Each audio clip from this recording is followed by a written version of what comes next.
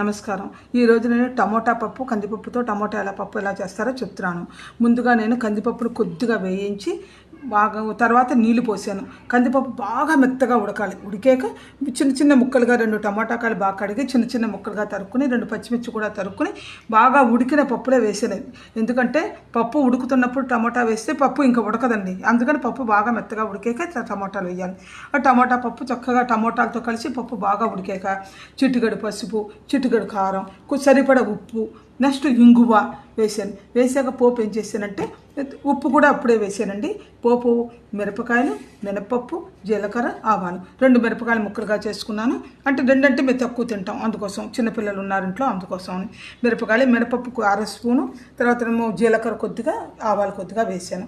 వేసి పోపు వేయించేసి ఆ పోపు కలిపాను. ఈలోగా కొంచెం చింతపండు చిక్కగా నీళ్ళు తీసుకుని అవి కూడా స్టవ్ మీద ఉండగానే చింతపండు నీళ్ళు కూడా పోయాలి.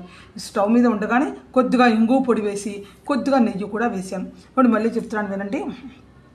వేయించిన కందిపప్పులో నీళ్లు పోసి టమోటా ముక్కలు, పచ్చిమిరపకాయ ముక్కలు వేసేసి ఉడికాక కొద్దిగా చింతపండు నీళ్ళు పోసాను. పోసాక పసుపు, కారం, ఉప్పు వేసాను. వేసాక లాస్ట్లో ఇంగువ, నెయ్యి కూడా కలిపాను.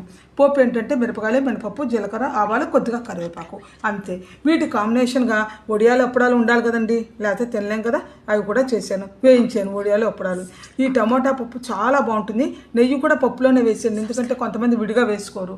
ఏమంటే చాలా మంది కొత్తగా పెట్టిన ఛానల్ రకరకాల ఐటమ్స్ రోజు చూపిస్తున్నాను. మీరు సబ్స్క్రైబ్ బటన్ మీద ప్లీజ్ క్లిక్ చేయండి. అప్పుడు నాకు సబ్స్క్రైబర్లు పెరిగితే నేను ఇంకా కొత్త చాలా చెప్పగలుగుతాను. ఓకేనండి, థ్యాంక్ యూ.